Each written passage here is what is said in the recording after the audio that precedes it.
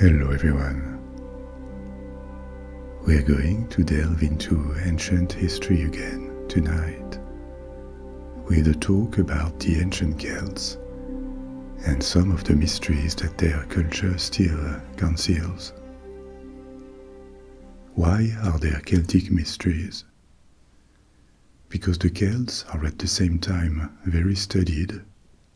From Western to Central Europe, there has been generations of scholars and archaeologists analyzing every source, every large site that we know of, towns, tombs, earthworks. And at the same time, the Celts didn't leave any written texts. Written sources about them are all foreign, especially Roman, and to a lesser extent Greek, so they don't have a direct voice. We can only guess, imagine, recreate what their lives and their society and their worldview were like. So tonight we're going to approach different aspects of Celtic history by examining different open questions. I will tell you about the Celtic Druids, their role, their origins, their importance in their respective communities. We will also travel to Ireland and take a look at an important site called the Hill of Tara. We will also try to understand what these large Celtic Hillforts were for. And finally, I will tell you about a mysterious artifact, the Gundestrup Cauldron, which questions various aspects of Celtic society. We have a lot to discuss, but don't worry, I'll do the talking and you may just adopt a comfortable position. Let the tension go in your shoulders, your limbs, all the way down to the tip of your fingers and your toes. Remember that you can also listen to my stories on music and podcast platforms. There are links to them in the description and first comment. The podcast was launched recently, and there's a new episode released every day to build up the library of stories, which can be an occasion to discover or rediscover some of the dozens of stories I already posted on YouTube. The history of the Crusades in 3 parts was recently published there, for example, as well as the history of the myth of El Dorado, the episode about fungi, or Arabian Nights, if you want fiction. And yet another option, if you also wish to support this channel, stream with no ads at all, have versions with background sounds and advanced releases, is Patreon, that you can join for the amount you wish, starting at $1, €1 or £1 a month. And you can cancel this pledge whenever you want, no strings attached. And now, let's begin our story. This term, Druid, even though it is historical and Druids very much existed, comes like shrouded in myth and mystery. There is a kind of fantasy feel to it, probably a consequence of Celtic culture inspiring fantasy literature, and of this renewed interest in Celtic religion and mythology that appeared since the 19th century. But also because Druids are genuinely mysterious. Various aspects of their function, their role in Celtic cultures, are still unclear, We know they were at the same time priests, teachers, judges, advisors, healers, keepers of knowledge. We will detail all that. So let's take a look at what we know about them. And first, when did Druids appear? It seems it was not immediate with Celtic culture. It took centuries for this particular function of Druid to take shape.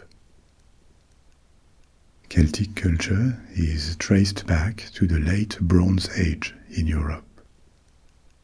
That is to say, the 13th to 8th centuries BC. During this late Bronze Age began what some archaeologists called the Proto-Celtic phase, which is visible in the Hallstatt culture, an archaeological culture that has been identified in Central Europe and named after a village in Austria, Hallstatt. But what do these terms actually mean, Proto-Celtic or Hallstatt culture? They mean that the characteristics observed in archaeological remains show distinctive traits, the art and the crafts, with their patterns and their proportions, the burial practices, the material culture, what kind of objects did these people have, and how were they made. These are traits that make the identification and differentiation of archaeological cultures possible. They also help to compare different sites from different periods, and with all this information, archaeologists can determine how ancient cultures spread, where, and how they evolved in time. With the many Celtic archaeological sites across Central and Western Europe, the spread and evolution of the Celts is rather well understood. And this is what Proto-Celtic means: the appearance of specific traits that would evolve into a classical or peak Celtic identity. These Proto-Celtic characteristics that appear in the Hallstatt culture, and were not limited to that place, by the way. Hallstatt is the name given to this cultural profile, but it was present on a larger area. So this Proto-Celtic profile lasted until the 5th century BC, a time when another successor culture is detected, called Latin culture. This time after another site in Switzerland. And this new, fully Celtic profile emerged around 450 BC, in the 5th century BC. The 5th to 3rd centuries BC were a time of fast expansion for the Celts. By the 3rd century BC, the traits from this Latin culture had conquered a large area, from Ireland or the Iberian Peninsula in the west to Romania in the east. A Celtic presence has even been found in Anatolia, in central Turkey, cut from the main area, and certainly the product of a migration. We have evidence that the Druids existed in the period of expansion of this Celtic culture, in the 5th, 4th centuries BC. Before that, there is no evidence in archaeology that any function comparable to the Druids already existed. Now, maybe they appeared earlier, and we just don't have traces. But it is believed that their particular function evolved from the priests, the class of religious leaders that was already present in Proto-Celtic culture.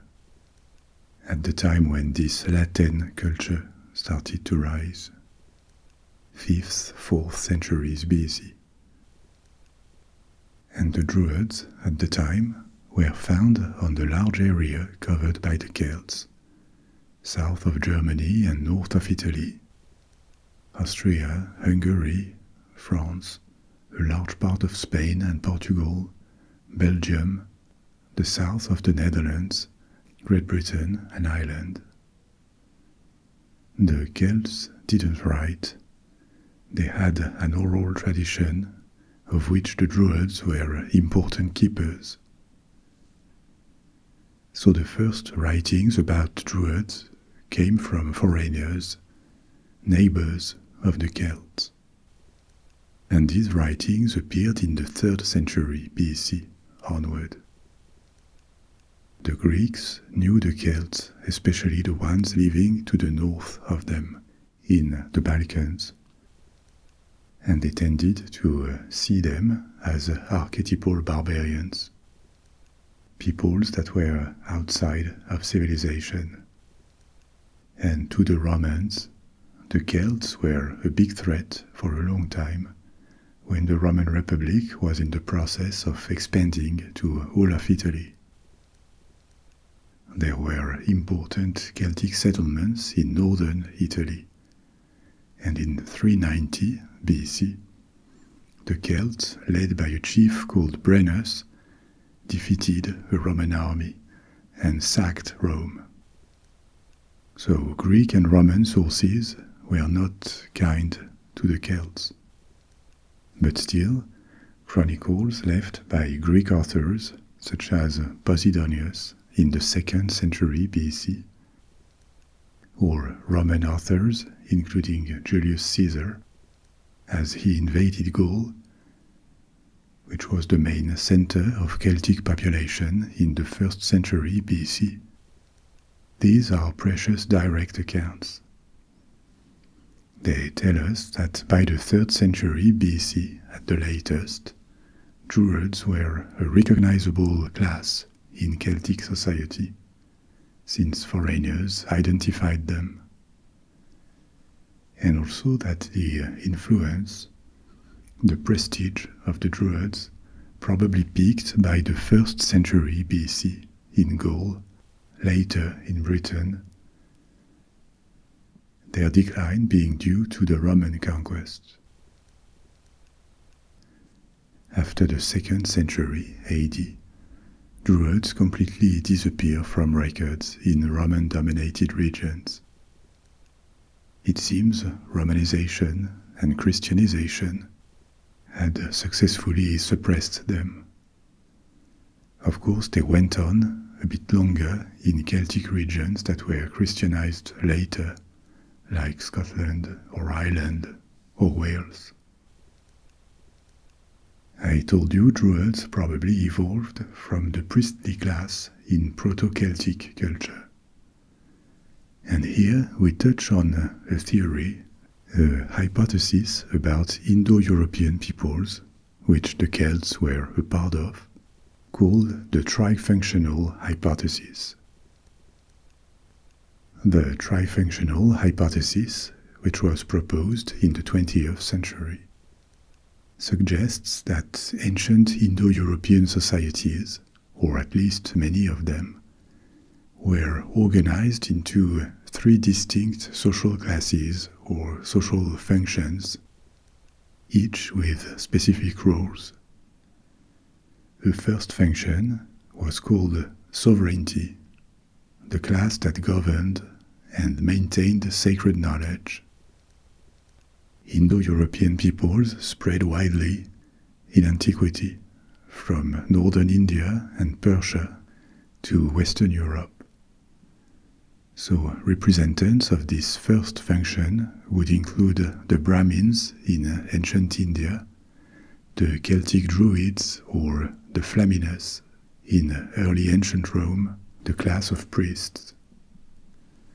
The second function would have been the warriors, a group consisting of the warriors and protectors responsible for defense and everything related to military prowesses. This class would have upheld physical strength and martial values like courage or tenacity. That would have been the caste of the Kshatriyas in ancient India, the Celtic or later Germanic elite warriors, or the Equites, the knights in early Rome.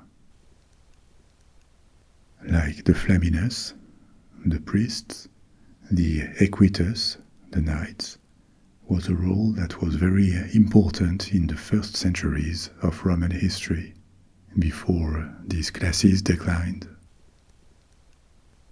And finally, a third function, the one having to do with production. Everyone that ensured material survival and economic activity, essentially agriculture and crafts. And here again, this group finding concrete examples from India to Europe. This hypothesis is not as systematic as it sounds. It acknowledges that societies could evolve from this original Indo-European social structure and acquire different patterns.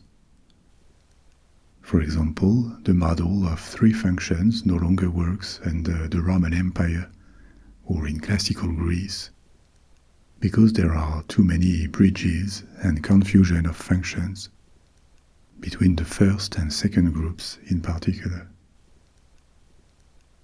Importantly, this trifunctional frame would be observed not just in the way society is organized, it would also be prominent in mythology, with figures symbolizing each function. In the legal system too, with different status for each function. And that is why it is described as an ideology, a way of seeing the world carried by Indo-European cultures, at least early ones. So, in that frame, the Druids would be the perfect representatives of this first class, the one called sovereignty. Still, this trifunctional hypothesis is to be taken cautiously, because there are many possible critiques to it. It has been accused of overgeneralizing, because other branches of the Indo-Europeans, like Germanic peoples or the ancient Greeks, did not really fit that well the model. So the critique here is that it would be based on selective and biased evidence for the sake of building a compelling model, which is always a risk in social science. Yet another line of critique is that archaeological records often fail to validate the trifunctional hypothesis. Tombs, for example, are apparently not differentiated on that basis. Yet another group of critiques is that perceived similarities between cultures could just come from similar environmental or economic pressures that would spontaneously produce similar social organizations. That can make sense too. So, as you see, the trifunctional hypothesis is debated, and we should probably not take it as fact, but it helps understand the functions of Druids in Celtic societies, which is why I'm telling you about it. Druids were not just people tasked with a long list of jobs that could look disjointed. What is the connection between priest, teacher, judge, keeper of the community's memory? There is actually one common thread here, which has to do with this concept of sovereignty function in the trifunctional hypothesis. The Druids were the individuals in charge of this concept, the keeping of society's political and spiritual order. And this is just what the Druids did. They were priests because they kept the connection with the divine. Teachers or living memories because knowledge is what keeps the culture together, in order, generation after generation. Or they were political advisors because the political order needed this spiritual and cultural input to be legitimate and function properly.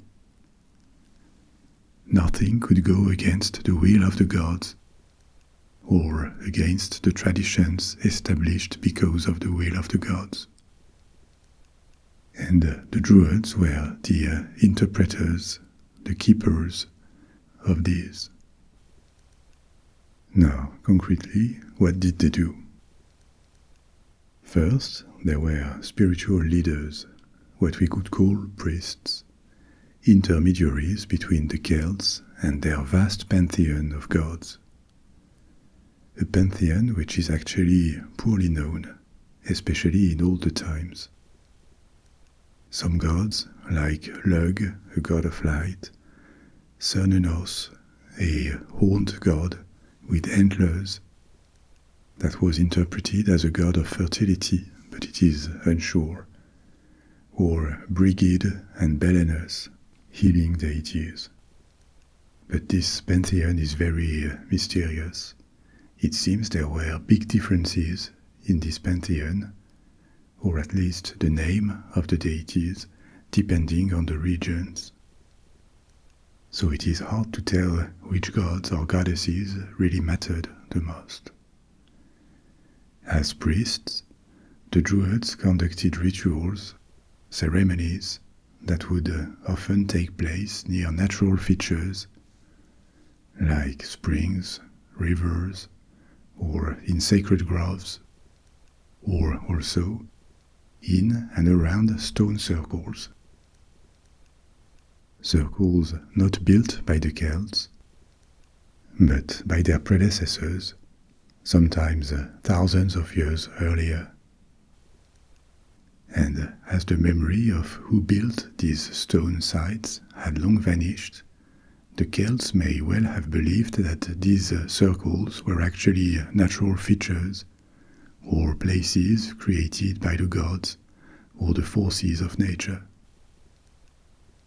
Still in their religious role, the Druids were also seers. They interpreted omens, like flights of birds or dreams, to guide decisions. And that made them very useful to consult before any major decision was taken. A doubt exists about whether or not Celtic Druids performed human sacrifices. There is no trace at all that it was done on a large scale, and this is only documented in foreign accounts, like Caesar's. But Caesar could have exaggerated for propaganda, as he was invading Gaul, and it was his interest to make the Gauls, the Celts from what would become France and Belgium, look more savage, because that would make him look braver in return, or in order to make the Celts look more barbaric, to make Roman culture look more humane in comparison. There is evidence of killings around sacred sites, yes, but it is unclear whether these were really sacrifices. It could be, but it could also have been just ritualized executions of people who had committed serious offenses and sentenced to the death penalty. Something that every single antique culture practiced. In any case, to these spiritual and religious functions summed political and legal ones. As I said, the Druids were also advisors, judges, occasionally mediators and diplomats too, a field where they could be very useful because the Celtic world was always very fragmented politically. There was a multitude of chieftains, of clans with small domains, and this Celtic world was essentially united by culture. The languages of neighbors were similar, they worshipped the same gods, they had a similar material culture, building techniques, social organization, and the Druids embodied this common thread between Celtic peoples that made them able to mediate, negotiate, organize alliances, leveraging their neutrality and their prestige. And finally, they had these cultural functions of teaching, transmitting knowledge, which consisted of religious beliefs, poems, tales, a role in which they were not alone. There were the bards too, who were poets and musicians responsible for entertainment, probably, but also cultural preservation, transmission.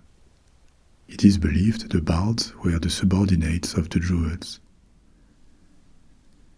And finally, thanks to their knowledge of medicine and plants, the Druids were also healers, practicing a medicine based on a mix of remedies, often plant-based, and rituals.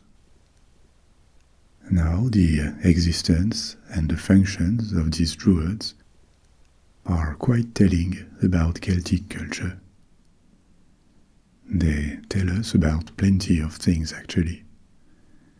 And first, about the importance of nature in Druidic rituals, with the use of natural sites for ceremonies, the reverence for nature. All of this shows that Celtic spirituality emphasized the connection to natural sites, vegetation, and animals. There was always something of this in ancient cultures, because these were obvious concerns. When there are no large cities, everyone is exposed to nature all the time. But it appears particularly pronounced with the Celts. The fact that they apparently worshipped a lot of spirits, apart from the gods, they believed that springs, rivers, forests, mountains, every natural feature had its own independent spirit, a kind of belief often called animism. And this reveals a worldview in which the divine dimension seeped through or permeated the natural world. There was probably a depth here, a spiritual or philosophical dimension that got lost, because it was immaterial and foreign authors could not write about that, about something they did not comprehend or just didn't matter to them. According to Caesar, in his account about Gaul, the Druids taught the doctrine of reincarnation, believing souls or spirits passed to new bodies after death.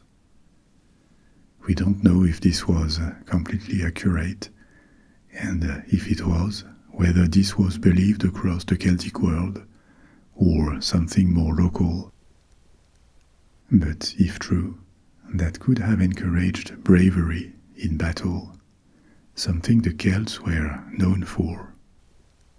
They seemed to engage in combat with more disregard for their own lives than other people's, and this was noted across the Celtic world.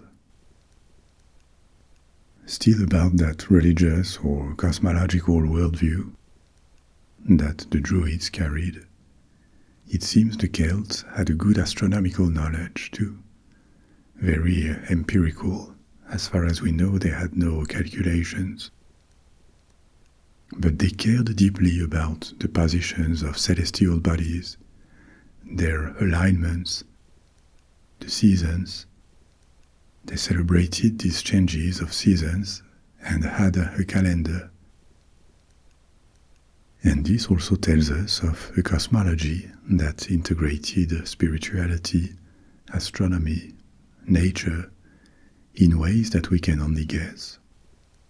And the presence of the class of Druids at the top of power or near it in Celtic societies also tells us about the importance of learning, culture, wisdom in their worldview.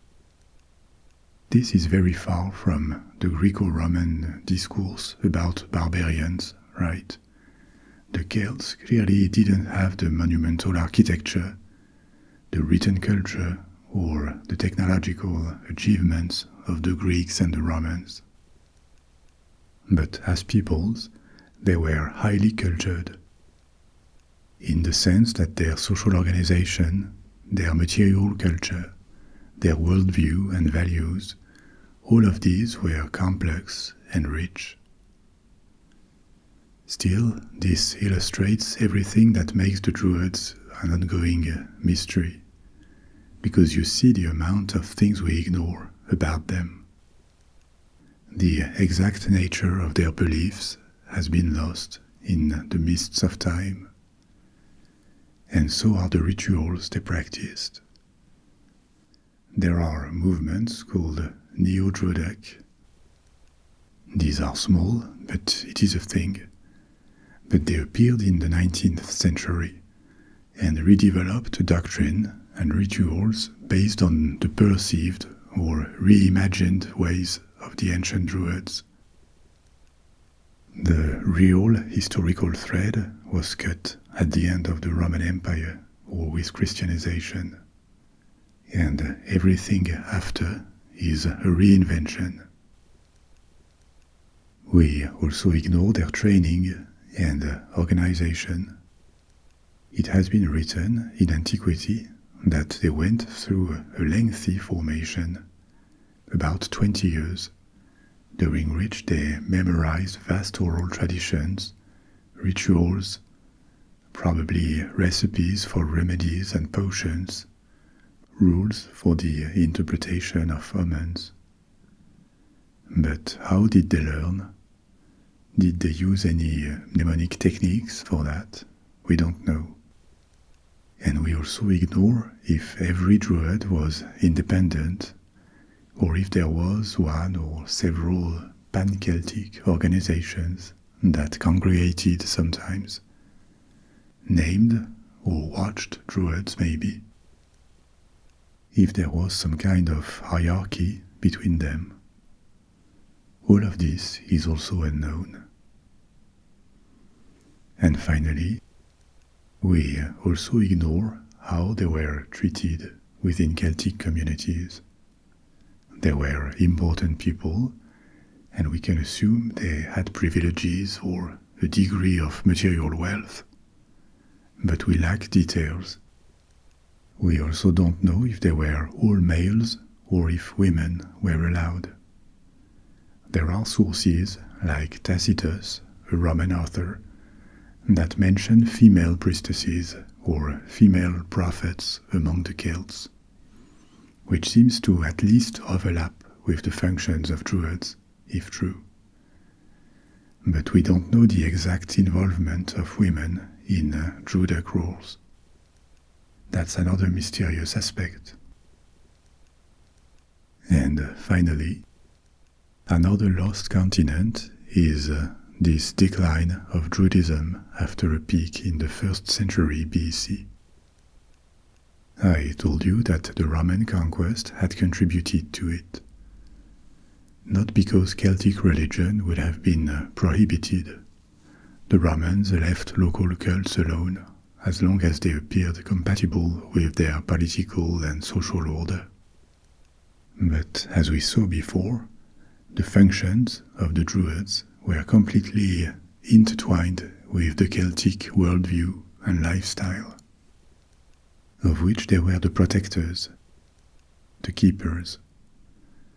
The Roman conquest represented an enormous threat to this lifestyle, because the alternative Roman life was very attractive, more urban, technically more complex and refined, in the sense that it was materially richer, with plenty of little luxuries that the Celts did not get to experience on such a scale before.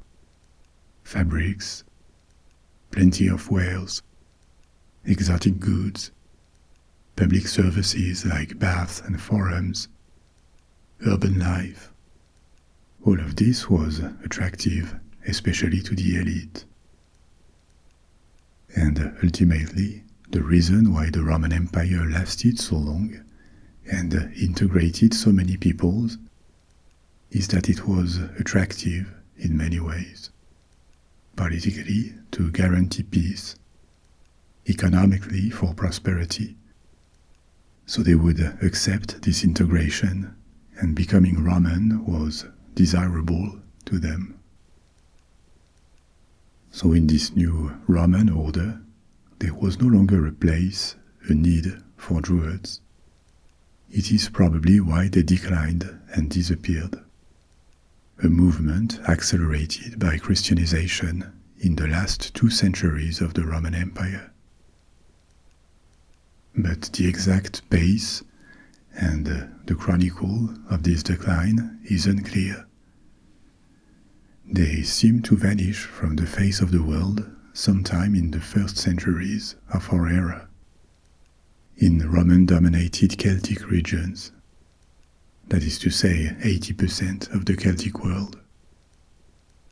And with them disappeared the backbones of their societies, the class that embodied the Celts' reverence for their ancestral knowledge, their traditions, and nature. By studying the Druids, we get a glimpse at the richness of Celtic culture and an invitation to imagine the wisdom, the worldview that they carried into the mists of time. I told you the Druids organized rituals in natural sites and near stone circles, megalithic structures left by their predecessors in the regions where they lived. One such site, and one of the most important when it comes to Celtic archaeology, also one that retains mysteries, is Tara, the Hill of Tara in Ireland. Tara is an anglicized form of an Irish word, tower. I'm probably pronouncing it very poorly. And this site is very important for the ancient history of Ireland, because it started long before the Celtic period, in the Neolithic, thousands of years before the Celts, actually. And the site remained used for different functions for thousands of years. We're going to see that.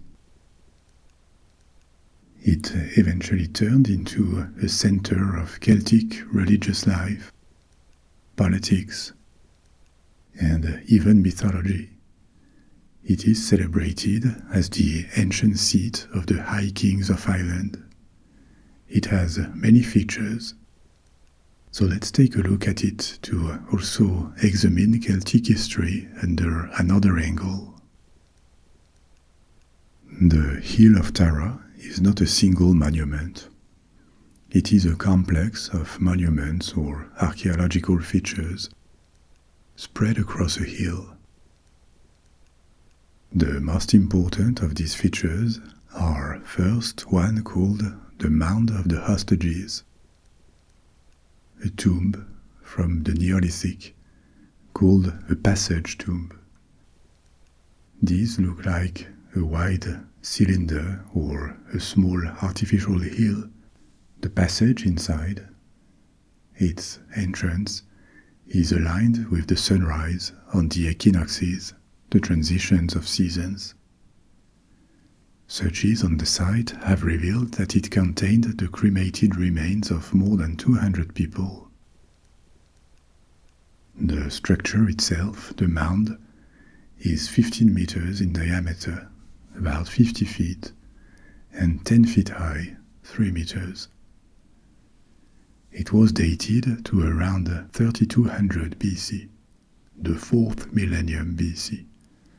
That is to say, way before the Celtic Age. You remember, Proto-Celtic culture, the Hallstatt culture, appeared in the Bronze Age, in the second half of the 2nd millennium BC. And fully formed Celtic culture, Latin, is more from the 5th and 4th centuries BC, 2700 years after the building of this mound. It is called Mound of the Hostages because at a later stage, during the Celtic period, a practice was to hold hostages from other tribes to guarantee alliances or peace. And the association of this practice with the mound on the hill of Tara is an indicator, among many, of the political importance of this site. It was a place where alliances or agreements were sealed, maybe where hostages were exchanged, or at least negotiated. Another feature of the hill, more recent, because it is from the Iron Age, is the Liafail, the Stone of Destiny, a small standing stone, which is traditionally believed to be the coronation site of the High Kings of Ireland. Who were these High Kings of Ireland, by the way? They were the main rulers of Ireland in the pre-Christian Celtic period, and their authority is strongly associated with the site of Tara. They were not kings of Ireland in the sense we could imagine, because Ireland was politically fragmented at the time into many small states. But they were a kind of supreme authority, kings above other kings, that embodied the cultural unity of Ireland beyond its fragmentation and often internal conflicts. Legend has it that the Stone of Destiny, when touched by the rightful king, would roar. In reality, it is unsure whether it was a coronation site or not. There is no proof of it, and it could well be just a legend that appeared later. Other monuments on the hill include different earthworks, multiple circular works that served as ring forts or ceremonial enclosures. Some of them could have been habitations too. And there is also a larger rectangular earthwork, 230 meters long, called the Banquet Hall. It is traditionally identified as a feasting hall, but archaeologists tend to doubt that it had a roof. So maybe it was more a ceremonial pathway used for rituals or large gatherings. The site has been thoroughly studied, and this has helped uncover its very long history. So it started in the Neolithic as a burial site. We don't know what its importance was at the time, but the size of the Mound of the Hostages, and also the beauty and strategic location of the hill, offering sites all around on the valley nearby, this suggests that it was important. It may or may not have been abandoned as a site, but along the first millennium BC, the hill turned into a kind of political and ceremonial place of the Irish Celts. It could not be called a capital. It was not a town with permanent inhabitants, but it was certainly regularly used for ceremonies, probably political events too, like meetings, coronations, state burials maybe. We know it from its long association with the high kingship and the number and the size of the structures, especially these earthworks that required significant manpower for their creation, and after that to keep them in a good state for centuries.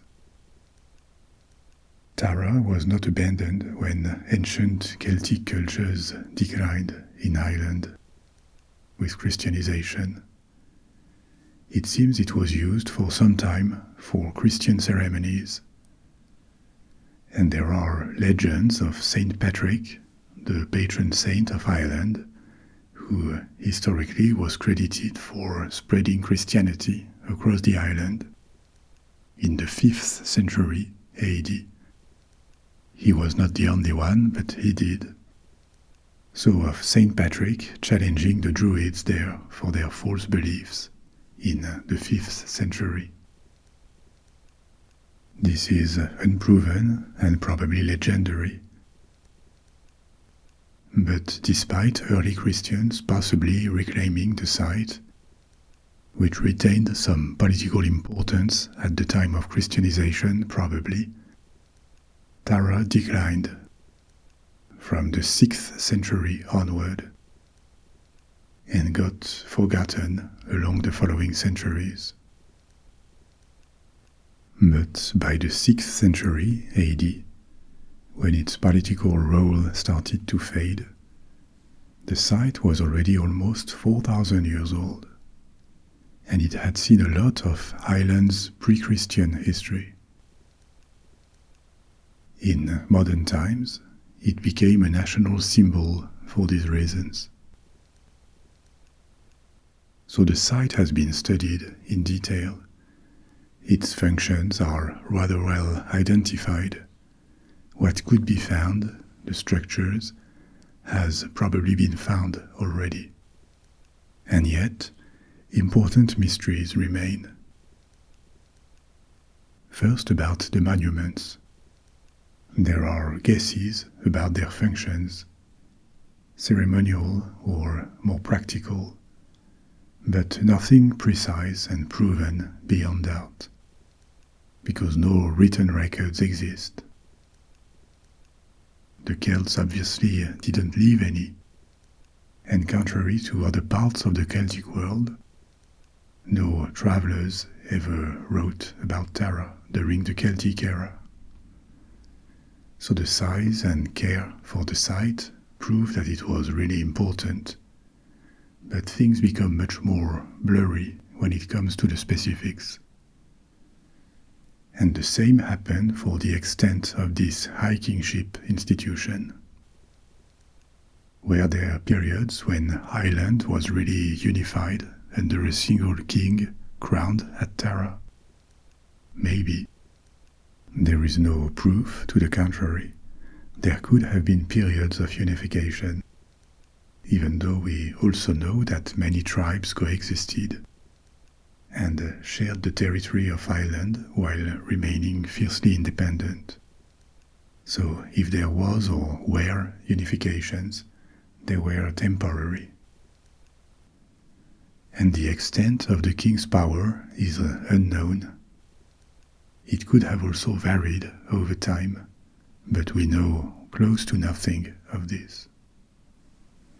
Maybe the high king status was more symbolic, a kind of moral authority, a symbol of cultural unity, or the keeper of a place where conflicts could be mediated, solved by negotiation rather than war. We don't know.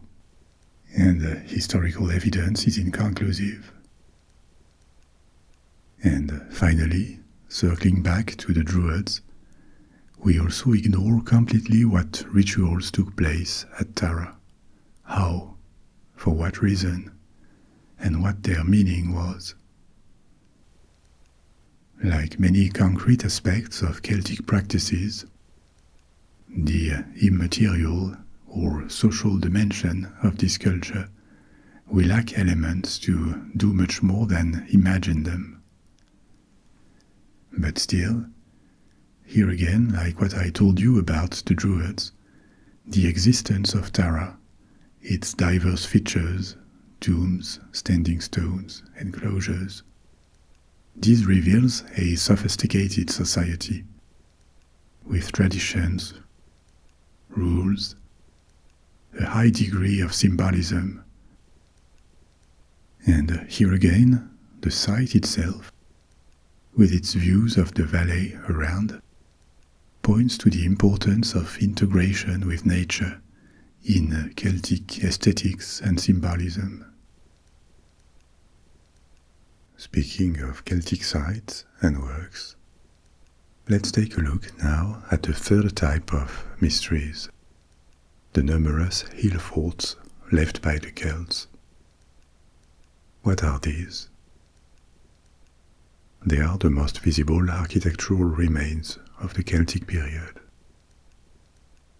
Hillforts appeared during this Proto-Celtic period we already talked about, the Late Bronze Age, and they multiplied after the 8th century BC, as the Celts entered into the Iron Age, until the Roman conquests, successively in Spain, in Gaul, and in Britain. There are really many, thousands scattered across Europe, and in Great Britain and Ireland alone, about 4,000 have been identified. These Hillforts were not random piles of dirt with a palisade on top.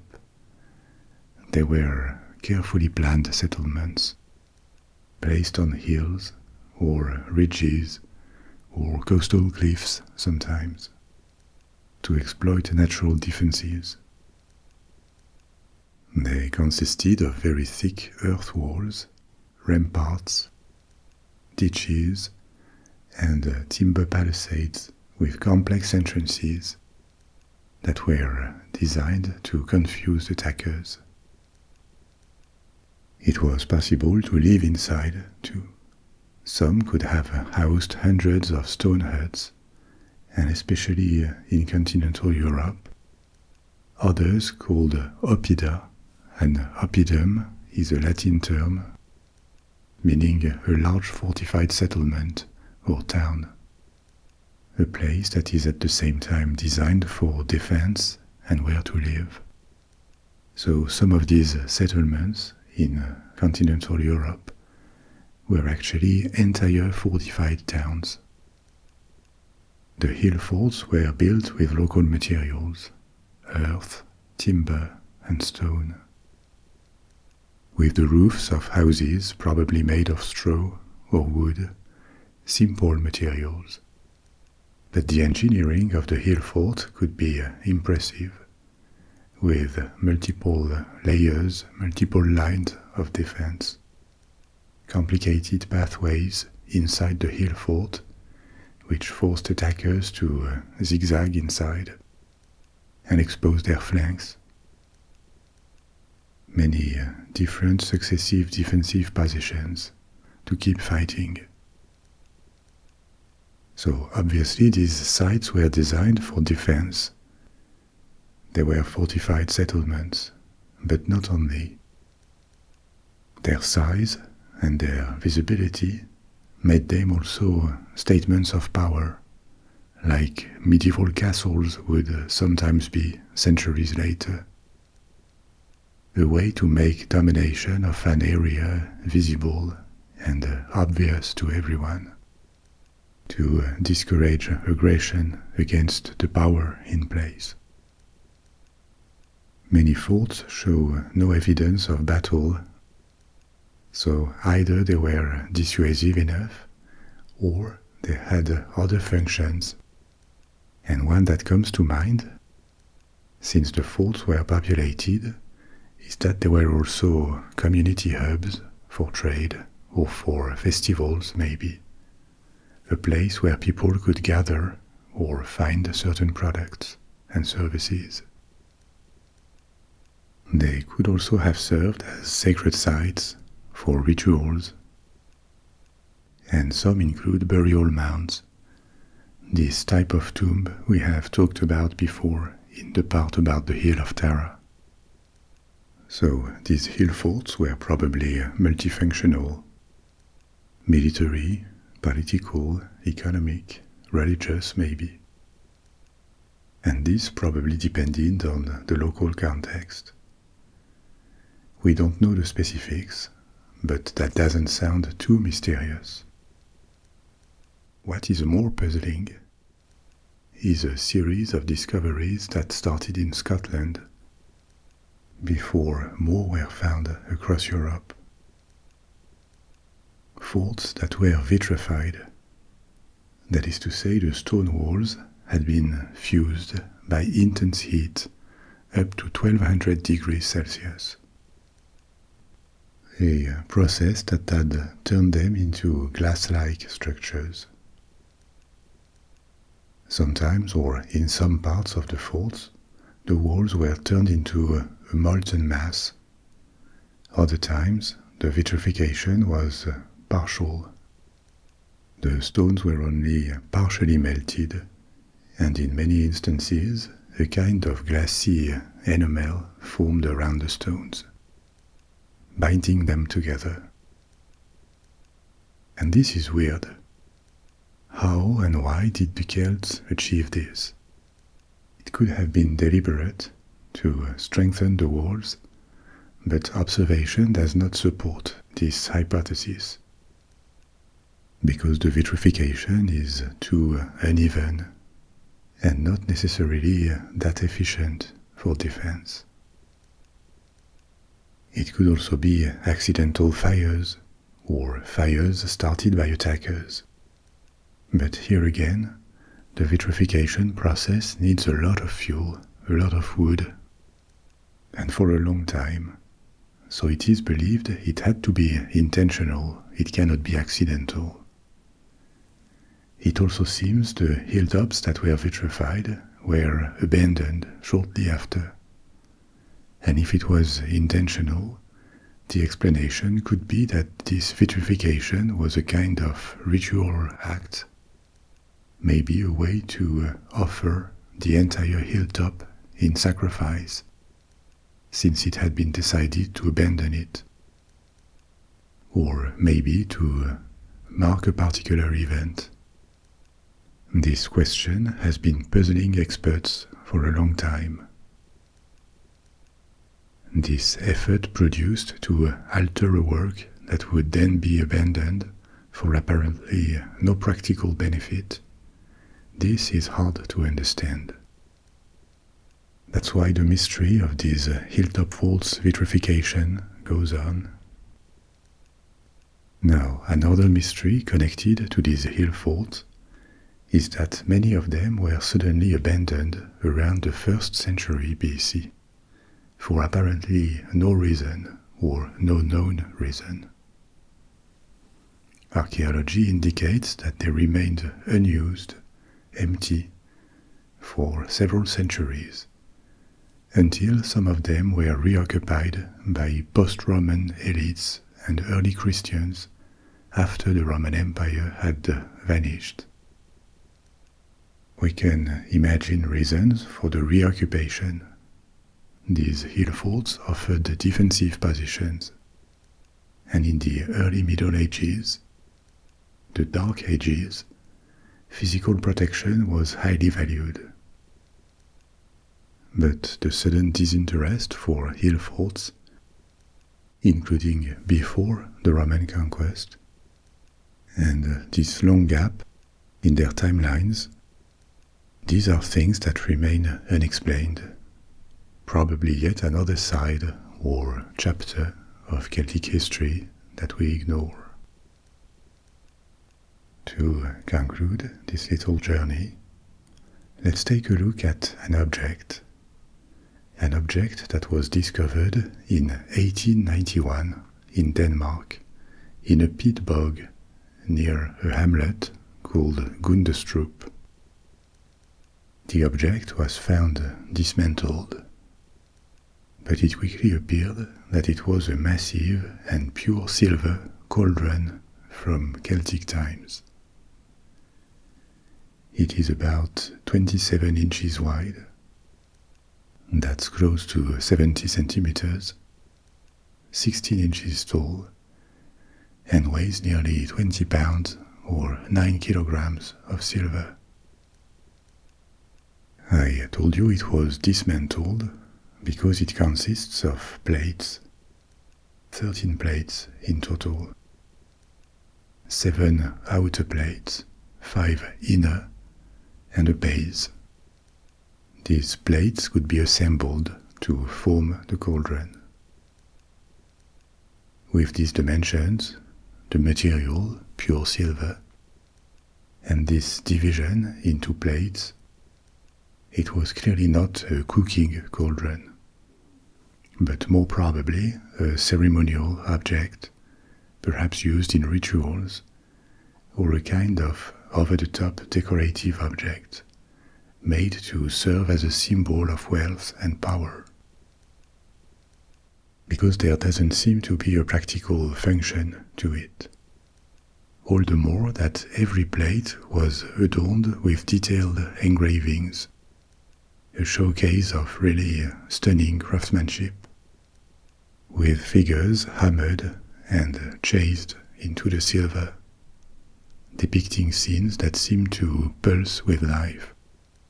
Warriors, gods with antlers, and animals, both real and mythical. So, what makes the cauldron so interesting?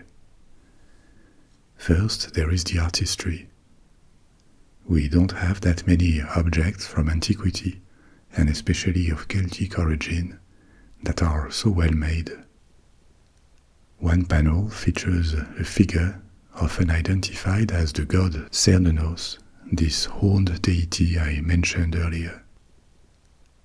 Another one shows a warrior being plunged into a cauldron, possibly a scene of sacrifice or rebirth. There's even a figure riding a fish, so clearly these images are more about showing scenes of mythology or symbols than figurative or realistic art. But here is where the mysteries around this cauldron begin. First, where did it come from? Because we have seen before that the Celtic heartlands were in Central Europe, Germany, Gaul, Britain, and Ireland, not in Denmark, not that far north. The style of the cauldron does not match local Danish artifacts from the period neither. In fact, the cauldron seems to mix traditional Celtic motifs, like swirling patterns and torques. A torque is a rigid necklace, a kind of large neck ring, a type of object that the Celts made a lot, in precious metals for the high-status members of their society. So the torque is very Celtic. So these Celtic elements on the cauldron are mixed with patterns from Thrace, this region to the southeast of Europe, in modern-day Bulgaria, Greece and Turkey. The cauldron's silverwork also suggests techniques from the Eastern Mediterranean or the Black Sea area. So, was it made by Celtic artisans who traveled east, or Thracian craftsmen for a Celtic client? We don't know. Some have suggested it could have been a diplomatic gift, but there is no indication of how it ended up in Denmark. Far from both Thrace and Celtic lands. Another mystery is its purpose. Was it a sacred object used in Druidic rituals? The bog where it was found was possibly a sacred site in the past, a place where offerings were made to gods. and the cauldron was carefully dismantled and placed in the bog, suggesting a deliberate act, perhaps a sacrifice, an offering. It is not impossible that the cauldron was made with that purpose in mind, with its imagery of sacrifice and rebirth on the plate, that hint at some possible religious significance. The figures themselves do not align perfectly with Celtic iconography, though. I told you there were Thracian elements in the style and the technique, but also figures like elephants, animals that the Celts of Western and Northern Europe could never have seen. So does that suggest a contact with maybe Hellenistic kingdoms in the Middle East, the successor states to the empire of Alexander the Great, that knew of elephants, or even India? The imagery of the cauldron and its mix of styles seems to suggest a world more connected than we often imagine. But how these connections worked remains unknown. And this is what makes the Gundestrup Cauldron mysterious. More than an artifact, it is like a story without an ending, an invitation to discover the connections of the Celts with other cultures, and also a glimpse at their rich world of mythological or legendary tales that have been forgotten. But none of these questions is answered. We don't know by and for who and why the cauldron was made, what it was made for, or how it ended up in Denmark. More than 2,000 years after it was buried, the mystery goes on. We have reached the end of our story for tonight. I hope you liked it, and you may now close your eyes and let go to fall asleep if you wish, or pick another story from my library. I'll be back soon with another one, and in the meantime, sleep well, sweet dreams, au revoir.